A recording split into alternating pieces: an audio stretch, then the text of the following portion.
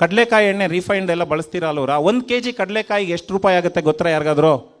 1 kg ಕಡಲೆಕಾಯಿ, ಕಡಲೆ ಬೀಜ 120 ರೂಪಾಯಿ ಅಂತ ಹೇಳ್ತಾ ಇದ್ದಾರೆ. ಅದು ಬೆಳೆಯೋರಿಗೆ 120 ರೂಪಾಯಿ, ಅಂಗಡಿಲಿ ತಗೋನಿಗೆ 150 ರೂಪಾಯಿ.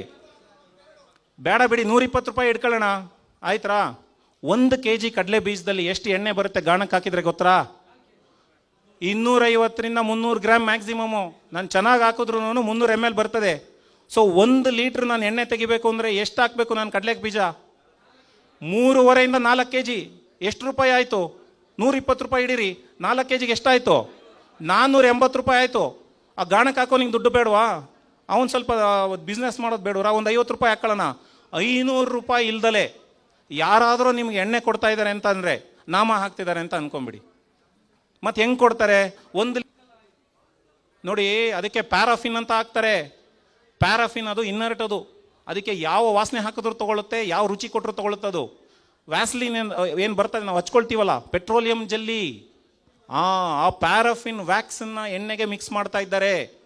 ಇದು ಎಲ್ಲ ಕಡೆ ಇದೆ ಮಾಹಿತಿ. ನಾನು ನಂದು ಹೇಳ್ತಾ ಇಲ್ಲ, ನಾನು ಯಾರ ಮೇಲೋ ಒಂದು ಇದನ್ನ ಇಟ್ಕೊಂಡು ಹೇಳ್ತಾ ಇಲ್ಲ. ನಾನು ಇದ್ರ ಬಗ್ಗೆ ರಿಸರ್ಚ್ ಮಾಡಿದ್ದೇನೆ, ಪೇಪರಲ್ಲಿ ಆರ್ಟಿಕಲ್ಸ್ ಬರೆದಿದ್ದೇನೆ, ಗೌರ್ಮೆಂಟ್ಗೆ ಆರ್ಟಿಕಲ್ಸ್ ಬರೆದಿದ್ದೇನೆ. ನಾನು ದಯವಿಟ್ಟು ಬ್ಯಾನ್ ಮಾಡಿದ್ದೇನೆ ಅಂತ. ಜನರಿಗೆ ಮೋಸ ಆಗ್ತಾ ಇದೆ.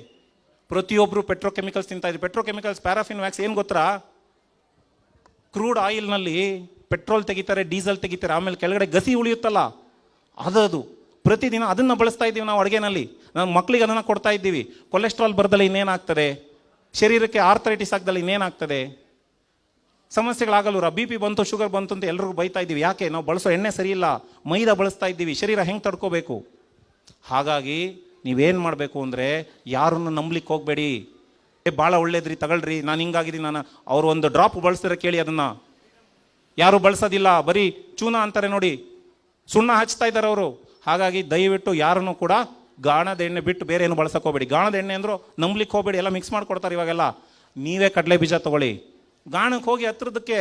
ಏನು ಪ್ರಾಬ್ಲಮ್ಮು? ಸಮಯ ಕೊಡಿ ಆಹಾರಕ್ಕೆ. ಒಳ್ಳೆ ಆಹಾರ ಬೇಕಂದ್ರೆ ಹುಡುಕಬೇಕು ಸ್ವಾಮಿ, ಎಲ್ಲೂ ಸಿಗೋದಿಲ್ಲ. ಅಂಗಡಿನಲ್ಲಿ ಸಿಗೋದು ಯಾವುದು ಒಳ್ಳೆ ಆಹಾರ ಅಲ್ಲ. ಸೊ ಗಾಣಕ್ಕೆ ತೊಗೊಂಡೋಗಿ ಹಾಕಿ, ಗಾಣಕ್ಕೆ ಹಾಕ್ಸಿದ್ರೆ ಎಣ್ಣೆ ಬರ್ತದೆ, ಅದನ್ನು ತೊಗೊಂಬಂದು ಬಳಸಿ. ನಮ್ಮನೆಲ್ಲ ನಾನು ಹಿಂಗೆ ಮಾಡೋದು.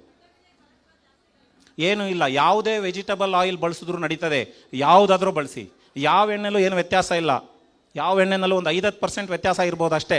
ಅದು ಬಿಟ್ಟರೆ ಯಾವುದೇ ಎಣ್ಣೆ ಬಳಸಿ, ವೆಜಿಟಬಲ್ ಆಯಿಲ್ನ ಬಳಸಿ, ಮಿತವಾಗಿ ಬಳಸಿ ಅಷ್ಟೇ. ಪ್ರತಿನಿತ್ಯ ಒಂದು 20ರಿಂದ 25 ml ಮುಗಿಸ್ಬಿಡಿ, ಅದಕ್ಕಿಂತ ಜಾಸ್ತಿ ಬಳಸ್ಲಿಕ್ಕೆ ಹೋಗಬೇಡಿ. ಸರಿ.